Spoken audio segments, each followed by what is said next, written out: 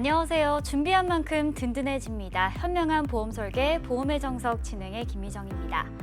살아가면서 뭐든지 마음먹은 대로만 된다면 얼마나 좋을까요?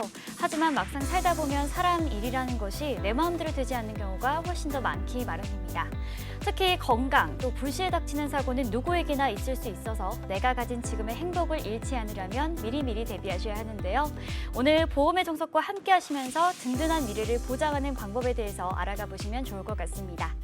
아울러 본방송에서 제공하는 정보는 투자 판단에 대한 조언일 뿐 해당 상품의 가치와 수익률을 보장하지 않습니다. 자, 그럼 오늘 여러분들의 미래 설계를 도와드릴 전문가분들과 함께 보험의 정석 힘차게 시작하겠습니다.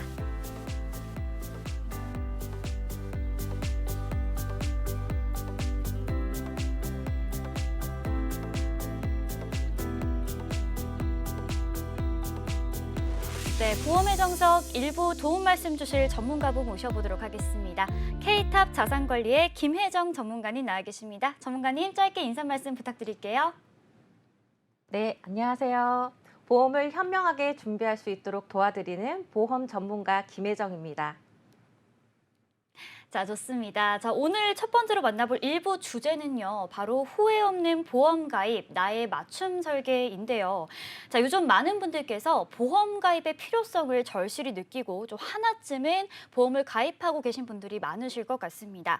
자, 하지만 내가 가입한 보험이 과연 내게 꼭 맞는 보험인지 혹은 보험 갈아타기를 하고 싶은데 좀 어떤 것을 골라야 할지 몰라 고민이신 분들이 많으실 것 같은데요. 자, 그런 분들에게 오늘 일부 강의가 굉장히 도움이 될 것 같습니다. 전문가님의 강의 함께 들어보도록 하겠습니다. 네, 인생을 살아가면서 보험은 정말 이제 필수적인 금융 상품인데요. 이 보험이라는 게 가입 이후에 나중에 닥쳐올 미래를 보장을 하는 거기 때문에 이 준비하는 것 자체는 그런 취지는 참 좋은 것 같아요. 그런데 보험을 가입을 잘못했다거나 하게 되면은 보험료에 허덕이는 경우도 있고요. 아니면 보장을 제대로 받지 못하는 경우도 생깁니다. 혹시 시청자 여러분께서는 보험 가입을 어떤 경로로 하시나요? 보통 보험 가입을 하면 여러 채널이 있잖아요. 뭐 인터넷으로도 가입을 할 수도 있고요.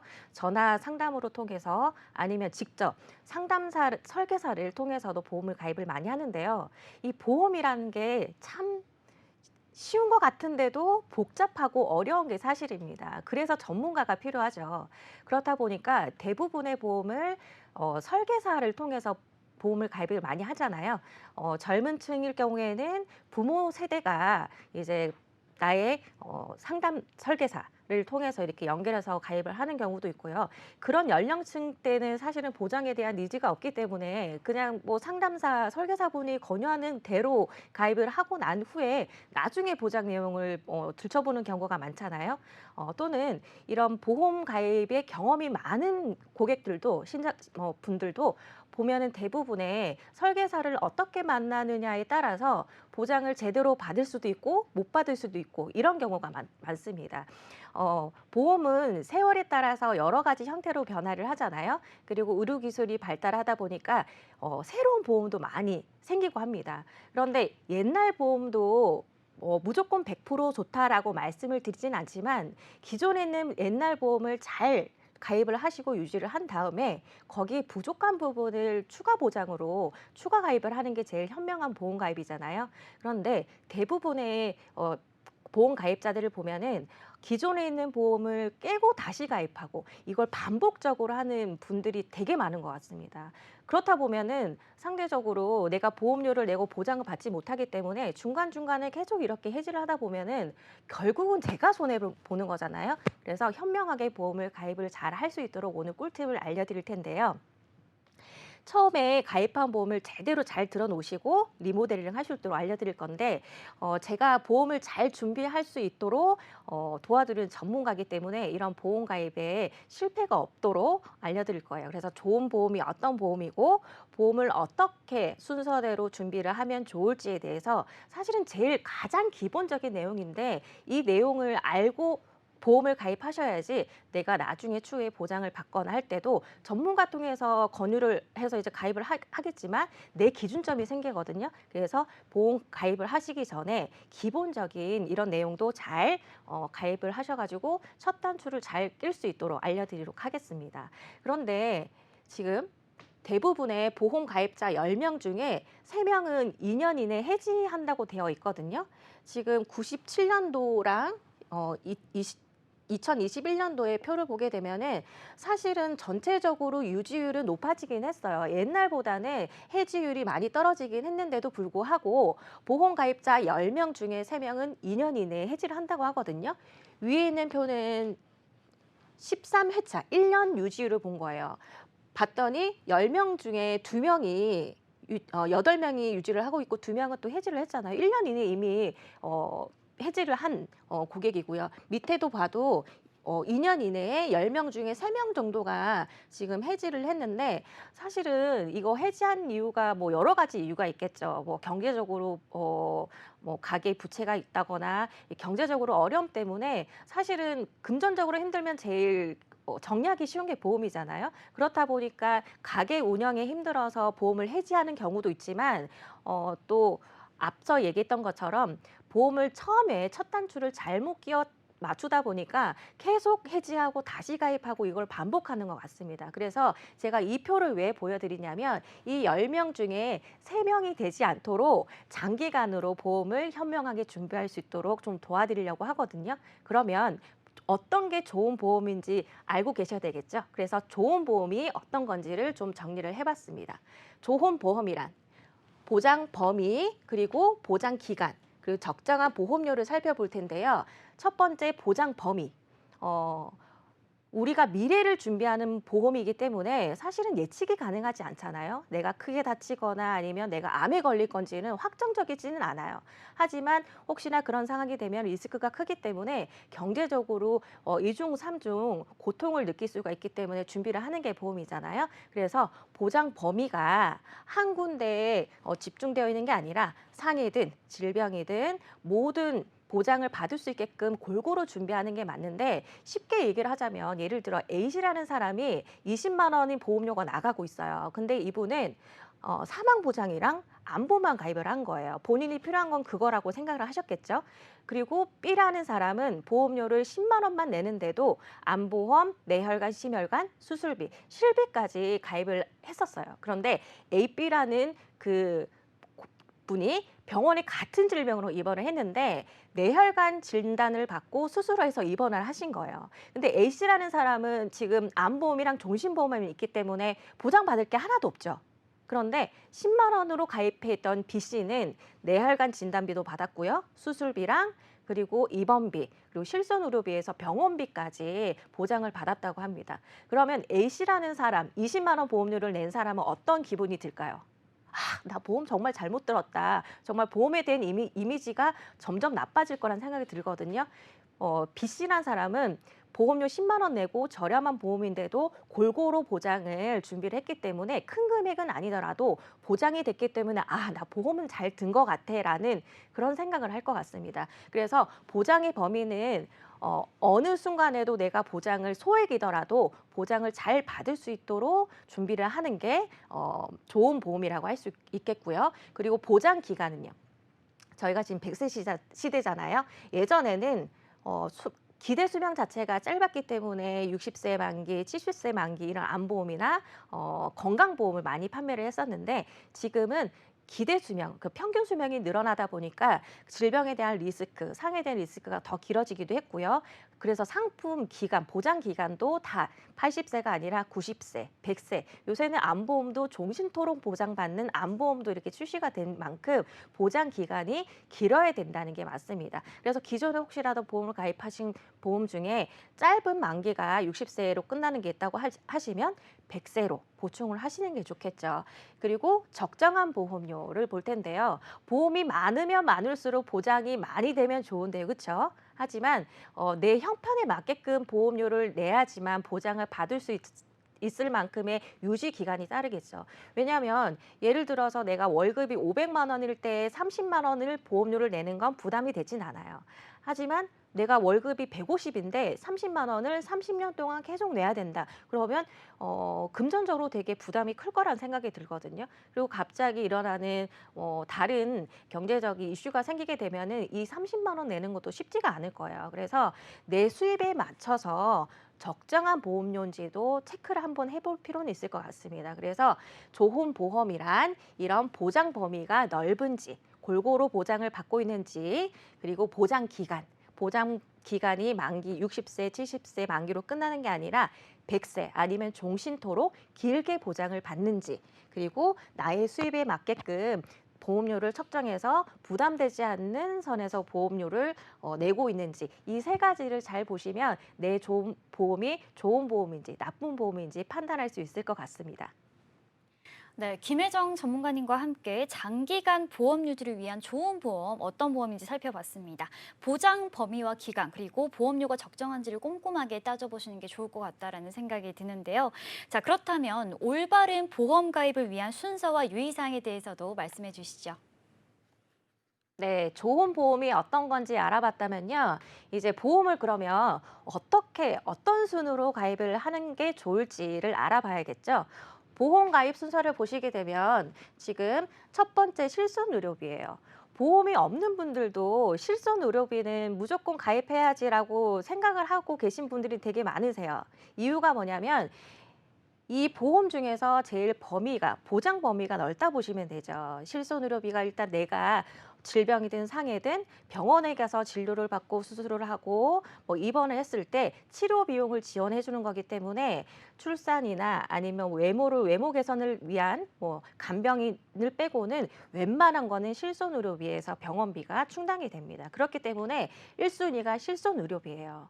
그리고 두 번째가 진단비입니다. 자, 병원비, 의료비에서 충당이 됐지만 사실은 큰 질병에 노출이 됐다. 예를 들어서 암 진단을 받았다. 아니면 뇌출혈로 쓰러졌다라고 하면은 정상적인 2차적으로 경제 활동을 할 수 없는 날이 오죠. 왜냐하면은 진단을 받거나 수술하게 되면은 예, 일자리 경제적인 활동을 하지 못하기 때문에 진단비를 병원비 목적이 아니라 추후에 생활비 보장, 내가 완치가 될 동안에 경제적으로 수입이 단절이 되기 때문에 그 생활비를 보장할 수 있는 진단비를 보장을 준비를 해야 될 거예요.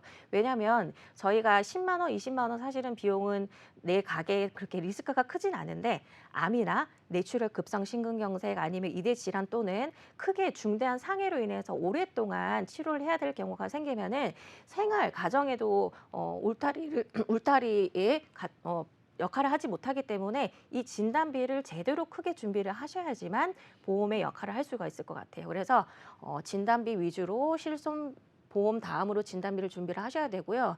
진단으로 끝나는 게 아니라 암 진단을 받고 저희가 수술을 할 수도 있고 아니면 그냥 약물 치료를 할 수도 있고 여러 가지 치료가 있겠지만 제일 1순위는 일단 수술 비용을 많이 추천을 드리는 게 진단받고 수술을 하게 되면은 진단은 한 번이지만요. 수술은 매해 계속 치료를 받아야 할 경우가 생기거든요. 그렇기 때문에 수술비도 진단비 다음으로 매해 지급될 수 있는 수술비 보험을 준비를 하시면 좋을 것 같아요.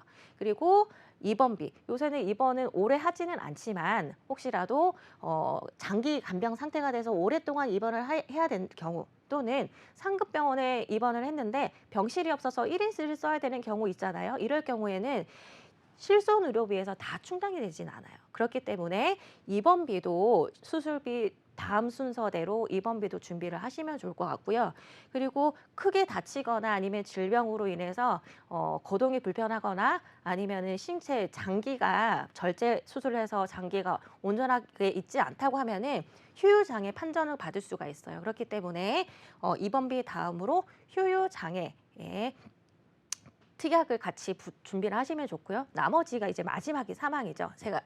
제가 사망을 맨 마지막으로 해놓은 이유가 뭐냐면 사망의 이슈가 되는 분은 사실은 가장의 책임 기간 동안 혹시라도 내가 잘못됐을 때 우리 자녀나 아니면 배우자에게 물려줘야 될 자산이라 보기 때문에 이 사망 보장은 가장을 포커스로 해서 준비를 하라고 해서 제가 맨 마지막에 습니다. 그래서 보험 가입 순서를 보게 되면은 실손의료비가 우선이고요. 두 번째가 진단비, 그리고 수술비, 입원비, 휴유장애, 사망으로 보시면 됩니다. 그러면 이걸 세부적으로 보장을 어떻게 준비를 하면 좋을지에 대해서도 좀 안내를 해드릴게요. 자, 실손의료비. 워낙에 많이 가입을 하고 계시기 때문에 실손 의료비가 어떤 건지는 알고 계실 거고요. 앞서 말씀드렸던 것처럼 보장 범위를 보게 되면은 실손 가입을 하게 되면은 의료보험 가입하신 분에 한해서 급여 항목이랑 비급여 항목을 모두 보장을 해주는데 이게 가입한 시기에 따라서 보장이 좀 달라질 수는 있죠. 그래서 근데 현재 판매되고 있는 4세대 실손 의료 보험을 기준으로 했을 때 설명을 드리자면 급여 항목은 80% 그리고 비급여 항목은 70% 한도 내에서 본인 부담금 빼고 보장을 받을 수가 있기 때문에 모든 보험 중에서 보장 범위는 일단 병원 가서 치료받으면 제일 보장이 큰 게 실손 의료비라 보시면 됩니다. 여기서 안 되는 게 단순 검진이라든지 아니면 치료 목적이 아닌 뭐 미용이라든지 그런 것 빼고는 치료 목적으로 검사를 했다거나 수술, 입원, 치료했다는 거 다 되고요. 단 간병비만 좀 보장이 잘 안 되는 거 유의를 하시면 좋을 것 같습니다. 자, 진단비를 볼게요. 자, 진단비를 보기 이전에 성별 사망 원인 순위를 볼 건데요. 저희가 보험을 가입하는 이유가 혹시라도 중대한 질환 진단을 받고 치료를 받게 되면은 치료 비용도 많이 들고 오랜 기간 동안 치료를 해야 되기 때문에 리스크가 큰 질병에 대해서 준비를 해야 되는 게 맞잖아요. 그렇기 때문에 사망 원인 순위도 좀 볼 필요는 있어요. 남녀 기준으로 봤을 때 1위가 압도적으로 암이잖아요. 암이 일단 남녀 모두 사망 원인의 1위가 됐고요. 2위가 심장질환입니다. 그리고 3위가 여자일 경우에 뇌혈관이 3위로 돼 있고 남자분들은 3위를 봤더니 폐렴이 또 순위가 좀 다르긴 한데 폐렴이 또 3위로 돼 있어요. 그래도 4위가 뇌혈관 질환이거든요. 그래서 통계적으로 봐도 남녀 평균적으로 보면은 3대 질환, 3대 질환 하는 우리 암, 뇌혈관, 심혈관 이 질병은 보장을 받기 위해서 제대로 좀 리스크가 큰 질병이기 때문에 준비를 해야겠다. 그래서 이 표를 좀 보여드렸습니다. 그래서 암에 대해서 먼저 좀 살펴볼게요.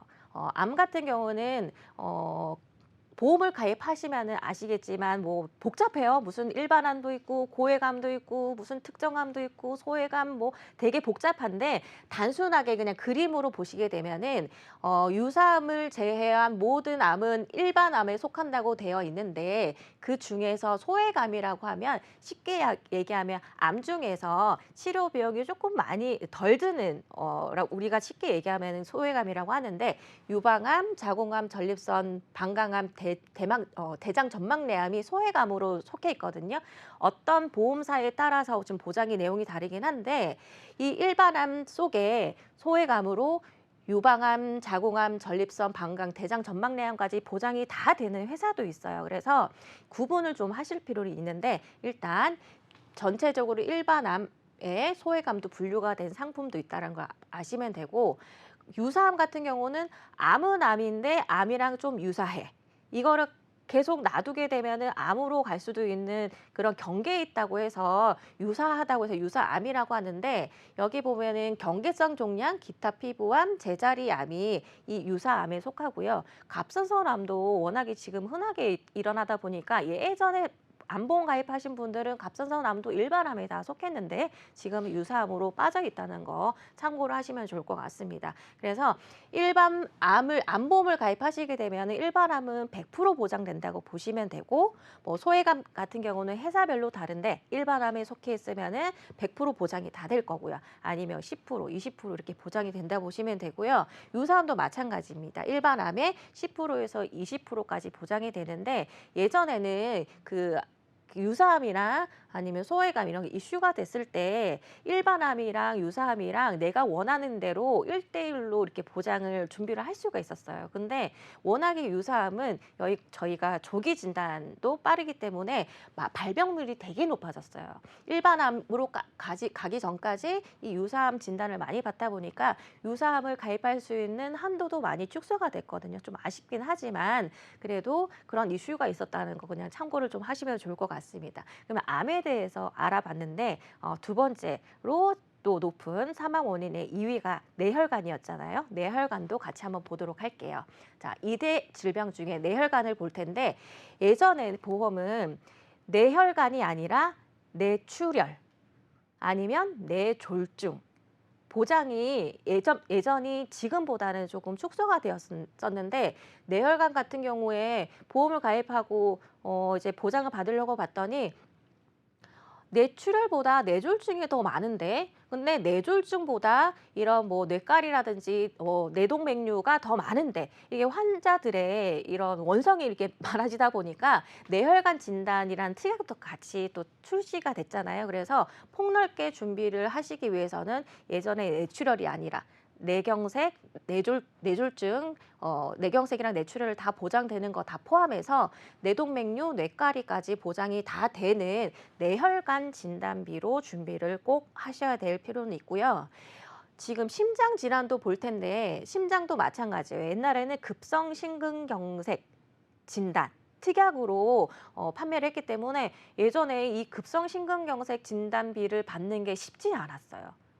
조건이 많이 따랐거든요. 뭐 평생 비가역적인 심장의 근육이 뭐 파괴가 돼서 뭐 되게 위중한 상태가 돼야지만 정말 중대한 상태가 돼야지만 이 진단비를 받았었는데 그거 말고도 저희가 심장 질환의 질병을 분류해서 1위부터 10위까지 이렇게 분류를 해서 자주 발병하는 질병을 봤더니 심장의 질환 중에 1위가 협심증이었거든요. 그리고 2위가 부정맥이고요. 그렇다 보니까 아니 내가 심장을 보장받으려고 보험을 가입을 했는데 부정맥도 안 돼.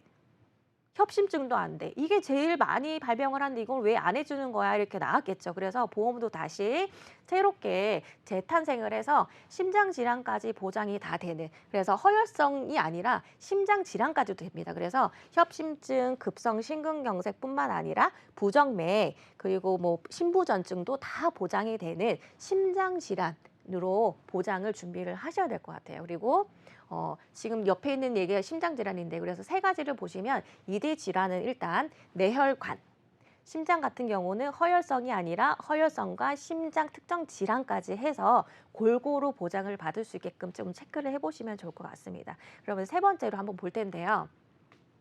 수술비입니다. 제가 수술비를 계속 권장을 하는 이유가 있어요.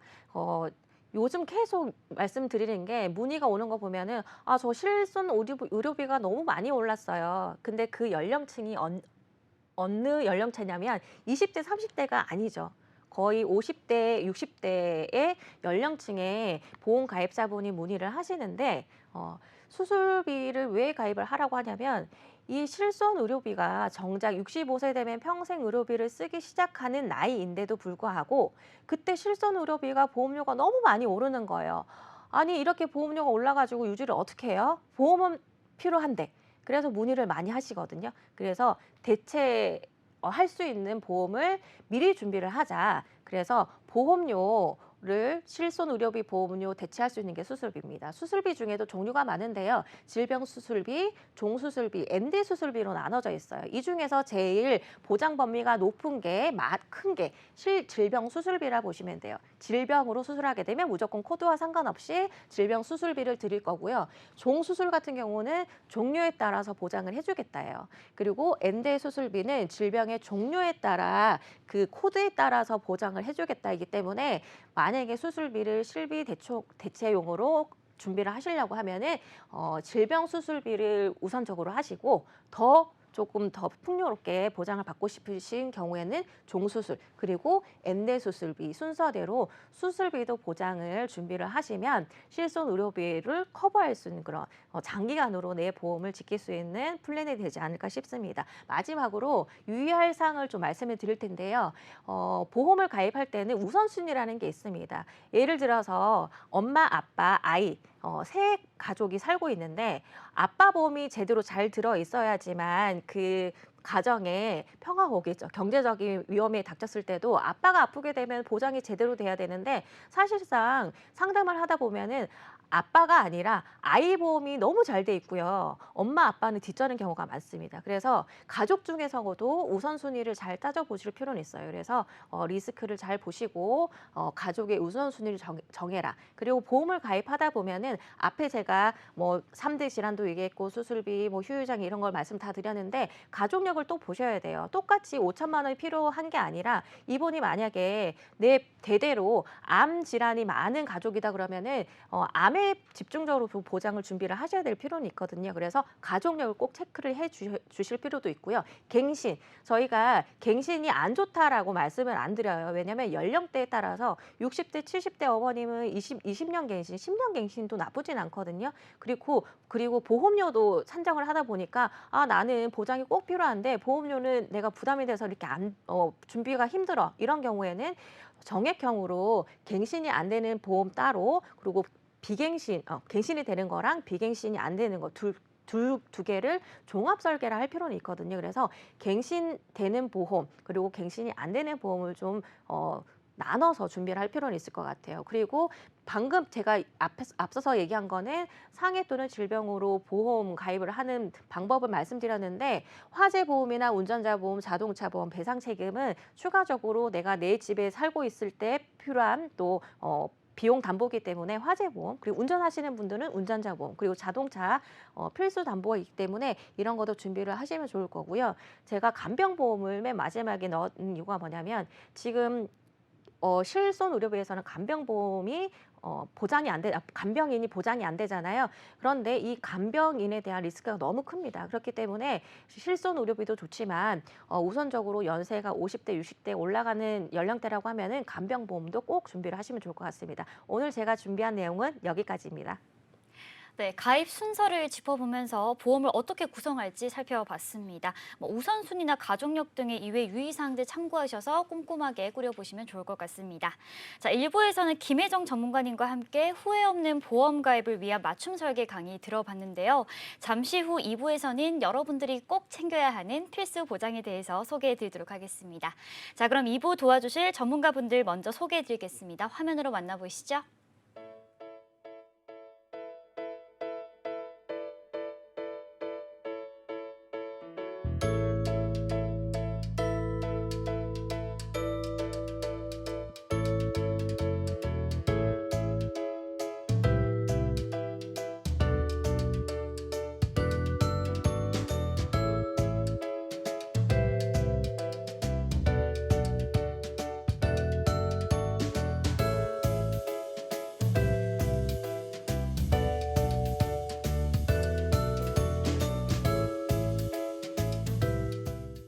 자, 계속해서 2부 함께해 주실 전문가분 모셔보도록 하겠습니다. 1부에 이어서 함께해 주시는 김혜정 전문가, 그리고 K탑 자산관리의 이도희 전문가님 나와 계십니다. 이도희 전문가님, 시청자분들께 인사 말씀 부탁드릴게요.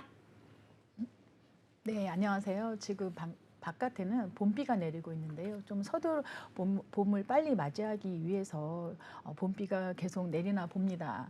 움츠렸던 어깨 활짝 펴시고요. 저와 함께 보험을 하나하나 차근차근 풀어나가 보겠습니다. 네, 저는 K탑 자산관리 이도희입니다. 네, 좋습니다. 자, 2부 주제는요, 세상에서 제일 빨리 늙어가는 나라인데요.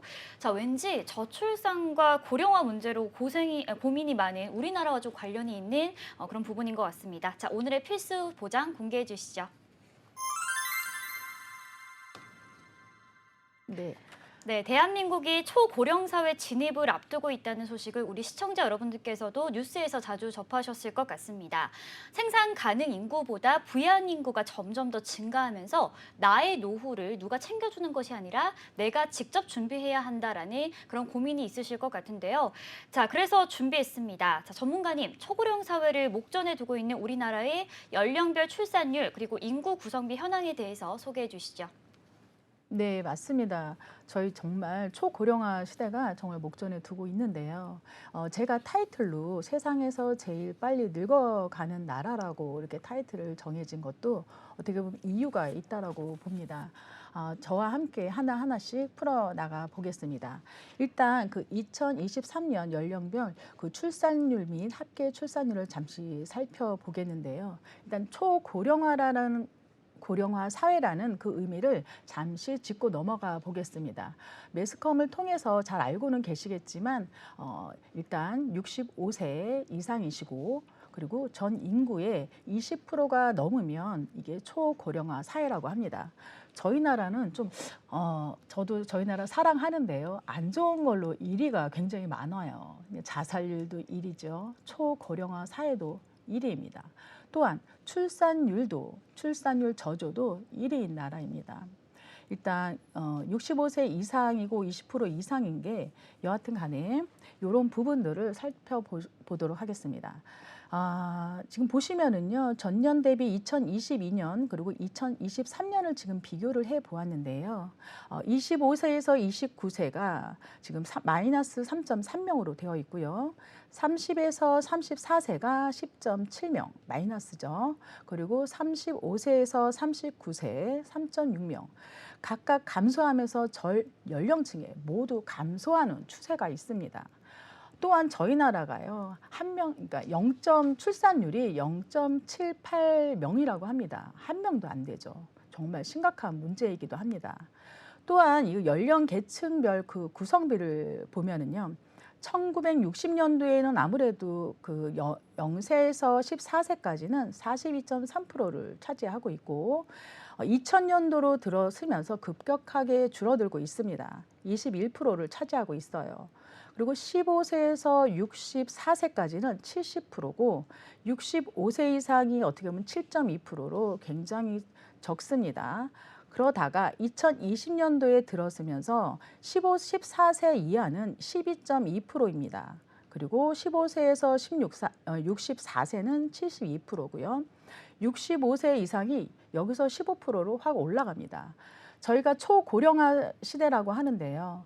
2026년에 저희 나라는 초고령화 시대로 들어온다고 합니다. 그렇다고 한다면 2040년도에는 15세에서 64세를 한번 보세요.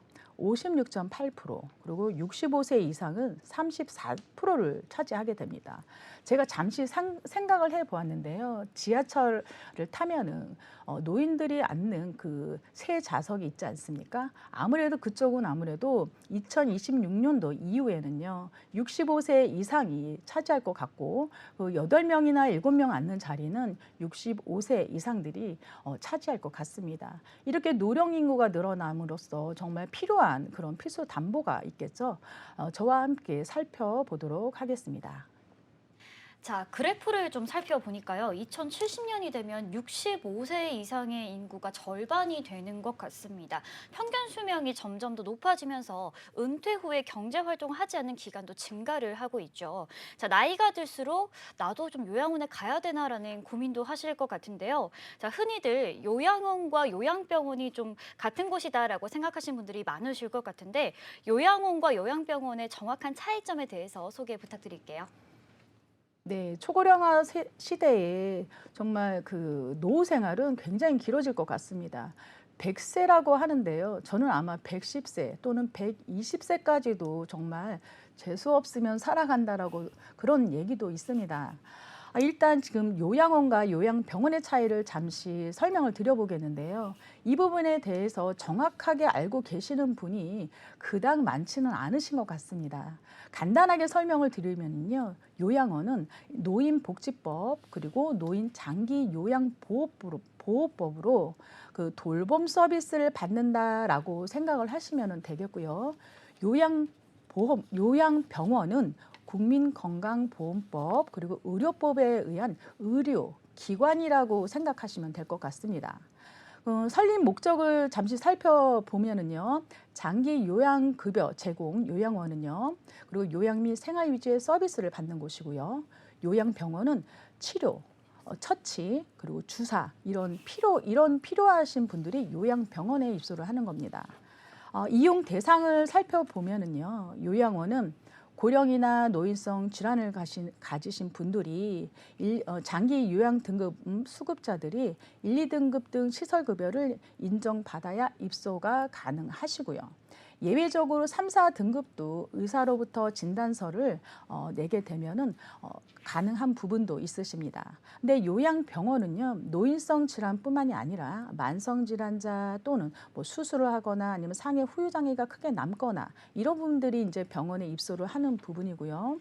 그리고 서비스를 한번 살펴보겠습니다. 요양원은요, 돌봄 서비스 제공 이렇게 이해를 하시고요.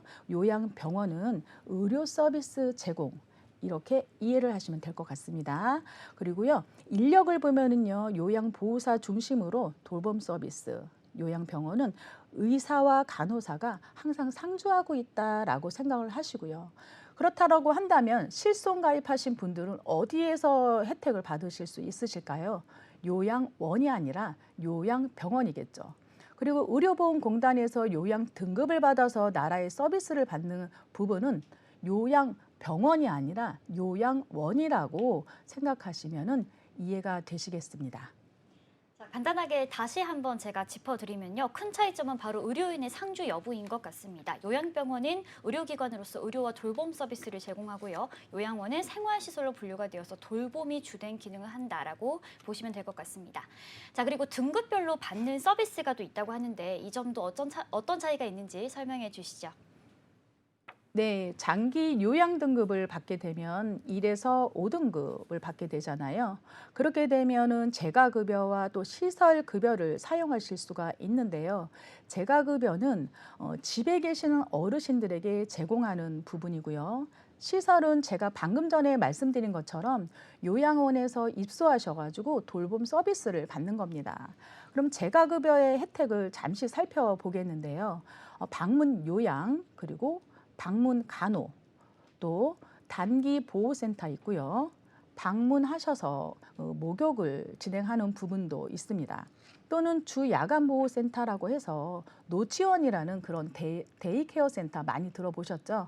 이런 부분도 서비스를 받으실 수 있는 부분이세요. 그리고 복지용구를 구매를 하실 수 있도록 도움도 드리는 부분이고요. 여기에는 아무래도 자기 부담금이 생성이 되겠죠. 그리고 시설급여는요, 대부분 중증 환자이신 분들이 시설에 많이 입소를 하시는데요. 1에서 2등급 판정을 받으신 분들이 입소를 하시는데 제가 방금 전에 말씀드린 것처럼 3등급이나 4등급 역시도 의사의 소견서나 진단서를 의료보험공단에 제출하게 되면 이 부분도 시설 입소가 가능하다라고 인지하시면 되겠습니다. 네, 재가급여와 시설급여의 등급과 혜택도 함께 만나봤습니다. 자, 이외에도 우리 보시는 시청자분들께서 노인 장기요양 등급에 대해서도 궁금해하시는 부분들이 참 많은데요. 자, 이 점도 시원하게 답변 부탁드립니다. 네, 노인 장기 요양 등급과 제가 이렇게 옆에 보시면은 CDR 그 치매 점수라고도 제가 표기를 해놨습니다. 치매 진단과 장기 요양 등급은 좀 다른 부분인데요. CDR 척도로 구분하는 건 치매 진단, 즉 병원에 가서 의사로부터 진단을 받는 거를 말을 합니다. CDR 척도 1점에서 2점, 그리고 3점, 4점, 5점 이렇게 진단을 받는데요. 여기는 숫자가 높으면 높을수록 중증이라고 생각을 하시면 될 것 같습니다. 그리고 장기 요양 등급은요, 인지 지원 등급과 그리고 5등급에서 4등급, 3등급, 2등급, 1등급이 있는데요. 이 등급이 이쪽 숫자는 낮아질수록 중증 환자다라고 보시면 될 것 같습니다. 치매 진단을 받는다고 해서 장기 요양 등급이 몇 등급에 해당되는지 제가 간단하게 설명을 드려보겠습니다. 0.5 최경도 치매라고 하죠. 0.5 CDR 척도를 받으면 일반적으로 저희가 치매 보험을 들었다고 하더라도 그거에 대한 혜택은 받으실 수 없으세요. 왜냐하면 대부분 지금 상품들이 CDR 척도 1점 이상인 경우에 진단금을 받으실 수 있거든요. 그래서 CDR 척도 1점이나 2점에 해당된다라고 한다면 노인 장기 요양 등급은 3에서 4등급 이렇게 경증 치매로 받을 수 있다 이렇게 생각을 하시면 될 것 같습니다. 또한 3등급, 4등급, 5등급 저는 지금 CDR 척도로 말씀을 드렸어요. 중증이죠. 일상생활 정도가 굉장히 불편하고 대소변 뭐 이런 부분도 본인이 제대로 해결할 수 없는 부분이세요. 거의 시설을 이용하시겠죠. 이런 부분의 장기 요양 등급은 1에서 2등급 중증에 해당되는 그런 등급을 받으실 수 있는 겁니다. 그러니까 CDR 척도와 노인 장기 요양 등급은 다르다. 하지만 거기에 해당 일상생활에 불편한 정도로 판정을 받아서 의료보험공단에서 직원이 나와서 진단을 받으면 이런 부분들을 사용하실 수 있다라고 생각을 하시면 될 것 같습니다. 네, 굉장히 중요한 부분인 것 같습니다. 꼭 치매 진단을 받는다고 해서 노인 장기 요양 등급을 무조건 받는다라는 것은 아니고요. CDR 점수를 기준으로 1점 이상일 때 이런 등급을 받는다는 점 기억해 주시면 좋을 것 같습니다. 자, 그럼 이어서 장기 요양보험과 관련해서 연령별 기준으로도 설명해 주시죠. 네, 제가 한번 설계를 도와드려 볼 텐데요. 일단 50세 여자 기준으로 20년 납을 설계를 해 보았습니다. 여기 보시면은요, 오른쪽 보시면은 그 요양 등급 5등급 이상일 때 재가급여, 제가 말씀드렸죠. 집에서 케어를 받는 거예요. 재가급여 50만 원이 나오고요. 그리고 치매 진단 CDR 척도 1점 이상일 때는 재가급여 50만 원. 그래서 합의 100만 원씩 만기 시점까지 나온다라는 겁니다. 굉장하죠. 근데 제가 여기에서 보시면은요, 그 다음에 요양 등급 5등급 이상의 시설급여, 시설을 사용했을 때의 금액입니다. 50만 원. 치매 진단 CDR 척도 1점 이상 시설급여 50만 원. 이렇게 해서 100만 원이잖아요. 밑에 제가 표기를 좀 잘못했습니다. 요거 정정 드리겠습니다. 1에서 2등급 요양 등급을 받았을 때 시설 급여 50만 원일 때 총 시설을 사용했을 때 150만 원입니다.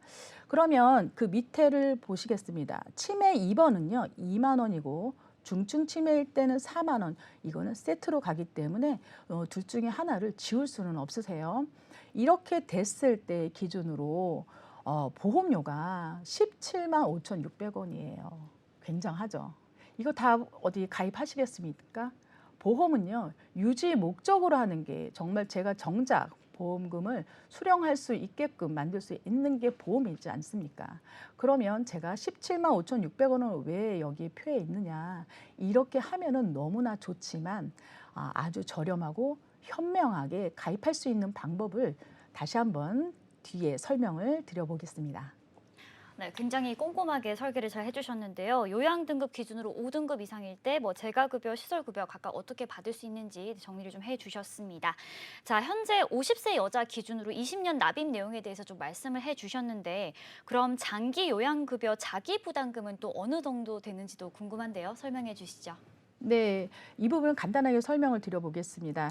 장기 요양급여 자기부담금은요, 재가급여 사용했을 땐 15%, 그리고 시설급여는 20%인데요. 등급마다 자기 할당량이 있으세요. 그 부분에 대해서 15에서 20%이기 때문에 내부담금은 30에서 50만 원 정도 된다고 합니다. 거기서 부가비용을 하면 대략 60만 원 정도에서 100만 원까지인데요. 천차만별입니다. 그리고 앞으로 부부의 최소 노후 생활비는 198만 원. 이건 정말 그냥 단순하게 생활하는 생활비죠. 그리고 시설 이용자는 한 30% 정도 되시고요. 재가급여 이용자는 한 70% 정도 되신다고 합니다. 앞으로 설계 다시 한번 도와드려 보겠습니다. 네, 좋습니다. 장기 요양급여 보험을 가입했을 경우 확실히 본인 부담금이 좀 줄어드는 효과가 있는 것 같습니다. 자, 그렇다면 말씀하신 대로 20년 납입 기준 말고도 또 추가로 설명해 주시죠. 네, 이 부분을 강력하게 추천을 드리는데요. 이 부분은 50세인 경우에는 한 6만 원 정도 나오는 부분이세요. 요양 등급 5등급 이상일 때 20만 원.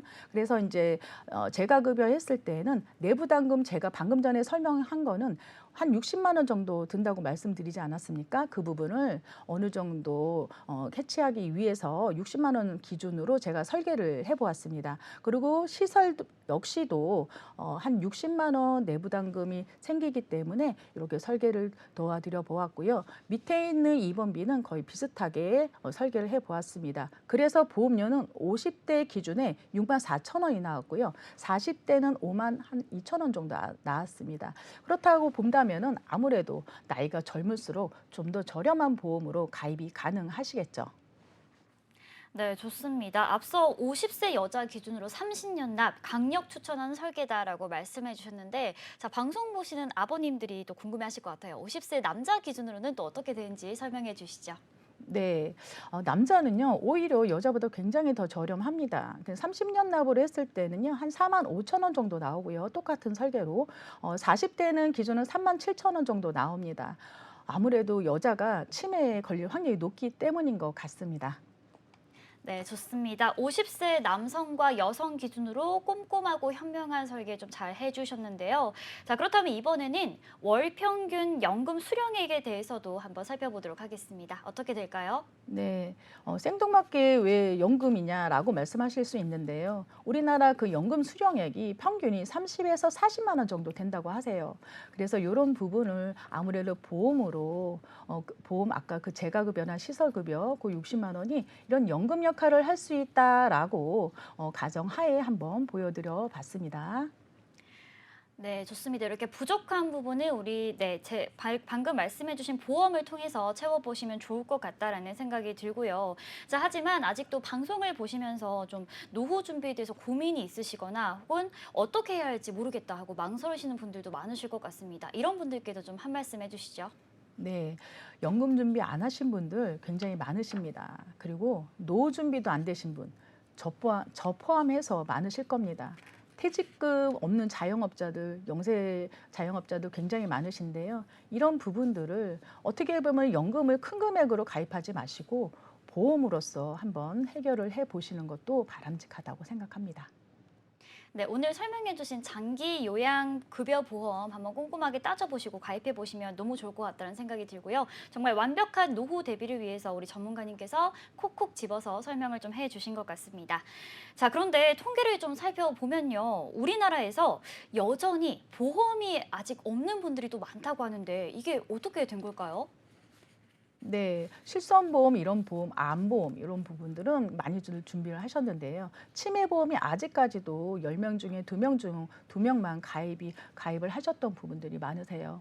어쩌면 이 부분은 정말 간과해서는 안 되는 부분이라고 생각합니다. 지금도 늦지 않으셨으니까 나이가 어리면 어릴수록 40대부터 준비를 하시면은요, 어떻게 보면 굉장히 현명한 선택이라고 할 수 있겠습니다.